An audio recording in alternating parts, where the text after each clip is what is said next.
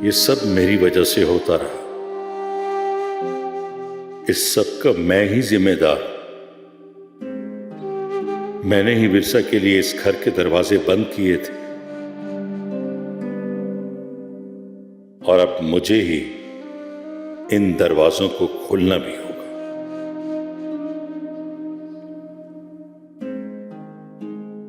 विरसा को इस बार पूरी हैसियत और मर्तबे के साथ यहां आना होगा, आना होगा उसे।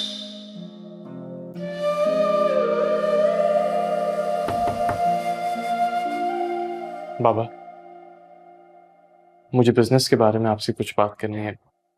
थोड़ा वक्त होगा आपके पास? बेटा, तुम्हारे लिए वक्त ही वक्त है, लेकिन ये वक्त किसी और काम के लिए बहुत जरूरी है। क्यों ना पहले उस हवाले से बात कर ले। बेटा, मैं कब से ये तुमसे बात करना चाह रहा था, लेकिन कोई ना कोई रुकावट आ जाती थी। कैसा काम और ये किस रुकावट की बात कर रहे हैं आप? आज मैं तुम्हें सब बताऊंगा, तुमसे कुछ नहीं छुपाऊंगा। अच्छा, मुझे पहले ये बताओ कि तुमने विरसा से यहां आने को कहा, उसके अपने घर आने को कहा? जी, मैंने कहा था, लेकिन वो कह रही है कि उसकी अम्मी की तबीयत खराब है, तो पहले वो वहां जाएगी, फिर यहाँ वापस आ जाएगी। जानता हूं, वो जरूर आएगी। बेटा, इस घर में उसके साथ जो कुछ भी हुआ बहुत गलत हुआ।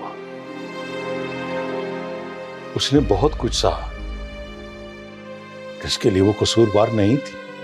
कसूरवार नहीं थी? अब आप कहना क्या चाह रहे हैं? मैं कहना ये चाहता हूं कि जो भी मामला हुआ, जो भी, उसमें वो कसूरवार नहीं थी। उसे कसूरवार बनाकर पेश किया गया। लेकिन बाबा, मैंने तो आधी से ज्यादा चीजें तो खुद अपनी आंखों से देखी हैं। देखा नहीं बेटा, तुम्हें दिखाया गया है। मैंने खुद एक अनजान लड़के को उस रात विरसा के कमरे में भेजा था। जूबी और फरमान से मिलकर आदिल और विरसा का ये रूप तुम्हारे सामने पेश किया। लेकिन मैंने तो खुद अपनी आंखों से आदिल को वहां हमारे घर उसके साथ देखा था। बैठो, मैं बताता हूं। बैठो। वो भी तुम्हें दिखाने के लिए किया गया।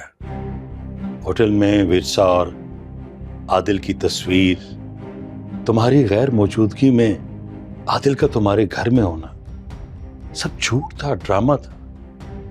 सिर्फ तुम्हें दिखाने के लिए किया गया सब। हकीकत विरसा और आदिल में ऐसा कुछ भी नहीं है। बेटा, विरसा पाकीज़ा और वफादार है। उसने तुम्हारे अलावा किसी मर्द को आंख उठाकर भी नहीं देखा। वो बेचारी तो फरमान, जुबी और मेरे बनाए हुए जालों में फंसती चली गई। मुझे माफ कर देना बेटा, मैं अपनी अना में बहक गया था। उस हक महर की बेइज्जती का बदला लेने के लिए मेरे अंदर एक आग भड़क उठी। सूफी और फरमान के बहकावे में आ गया। उस बहकावे में मैं अंधा हो गया और अंधे कुएं में उतरता चला गया। ये भी ना सोचा मैंने कि इसमें मेरा खुद अपना बेटा जल रहा है, मेरा घर जल रहा है, मेरी खुशियां जल रही हैं। होश में आया तो मैंने ये सोच लिया कि मैं तुमसे सब कुछ सच सच बता दूंगा, कह दूंगा सब कुछ। लेकिन जूबी के बाप अकरम ने मुझे रोक दिया।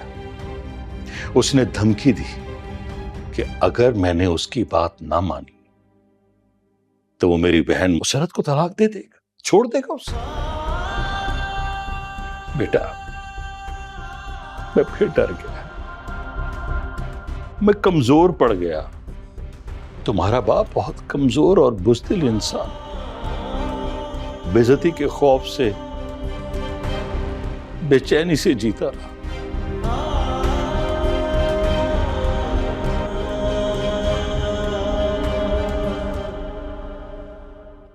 आपने बहुत बुरा किया बाबा,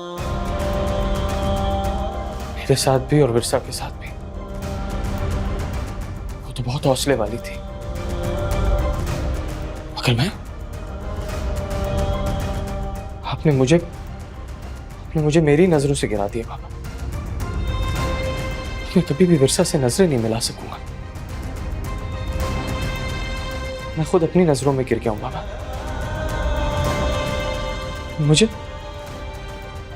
मुझे आपने कहीं का नहीं छुपा। आपने अपने बेटे की बीवी, अपने घर की बहू, अपने घर की इज्जत को खुद ही दांव पे लगा दिया। कैसे बाप है आप? एक औरत पे तोहमत लगाते हुए आपको ख्याल नहीं आया कि आप खुद एक जवान लड़की के बाप हैं? मैं अब आपकी सूरत भी नहीं देखना चाहता बाबा। भूल जाए कि मैं आपका बेटा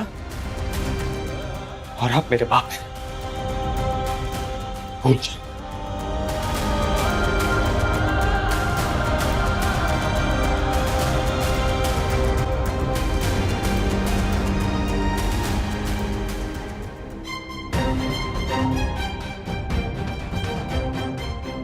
मैंने खुद एक अनजान लड़के को उस रात विरसा के कमरे में भेजा।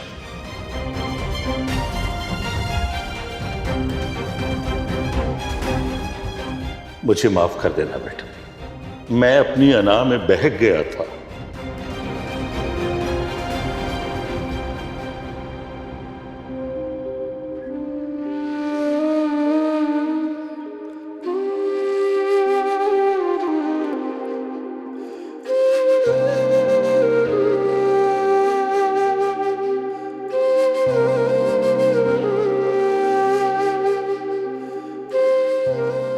पढ़ ली नमाज बेटा? अभी मैं सोच रही थी कि दुनिया की आसाइशें लोगों के लिए इतनी मायने क्यों रखती हैं। ये पैसा, गाड़ी, घर, दौलत, इसके पीछे इंसान खुद से ही बागी हो जाता है और अपनों का दुश्मन बन जाता है। अगर तुम ये बात फरमान को लेकर कर रही हो बेटा, तो फिर जुबी के लिए क्या कहोगी? जुबी के पास तो दौलत और जायदाद की फरमानी है। अपने माँ बाप की इकलौती औलाद है वो, इकलौती वारिस। तो फिर उसने अपने घर और इर्द गिर्द के लोगों का सुकून क्यों तबाह किया हुआ है? मैं समझी नहीं। एमन से बात हुई थी मेरी। बातों बातों में पता चला कि जुबी और उसके वालिद ने वकार और वकार के अब्बू को बहुत मजबूर किया था। उन लोगों ने अपनी इज्जत और कारोबार बचाने के लिए वकार की शादी जुबी से कर दी। वकार ने तो सिर्फ अपनी अब्बू की इज्जत बचाने के लिए जुबी से शादी की, अपनी मर्जी से नहीं। तो क्या आपका मानना भी ये है कि वकार ने ये शादी मजबूरी में की? जितना मैंने वकार को देखा है ना बेटा, बहुत साफ दिल और मोहब्बत करने वाला लड़का लगा है मुझे। तुम्हारे होते हुए वो कभी भी अपनी मर्जी और खुशी से जुबी से शादी नहीं करता। जरूर कोई ना कोई मजबूरी होगी, इसलिए उसे ऐसा करना पड़ा।